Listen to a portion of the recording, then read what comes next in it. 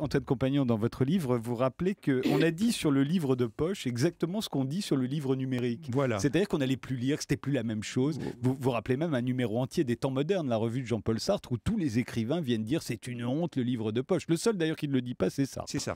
1965, il y a un grand numéro des Temps modernes contre le livre de poche, avec l'idée qu'on entre dans une génération de culture de poche, sous prétexte que le livre de poche, on va le lire et on le jettera, on l'abandonnera dans le wagon de chemin de fer, et ce n'est plus la grande culture. Et il est vrai qu'on a entendu à peu près les mêmes discours aujourd'hui, avec l'idée que lire numérique, ça donnerait une culture numérique et que ça serait la décadence. Or, on s'est aperçu, moi j'appartiens à cette génération du livre de poche, on s'est aperçu qu'on avait conservé tous nos livres de poche avec leurs belles couvertures illustrées par un certain nombre de dessinateurs. La première époque du livre de poche, les couvertures étaient sublimes. Les couvertures étaient sublimes. J'ai découvert encore récemment que j'avais appris le dessin avec l'un des illustrateurs de ces couvertures du livre de poche. Ils étaient très bons et tout le monde les a conservés. Et on peut les acheter aujourd'hui chez les collectionneurs.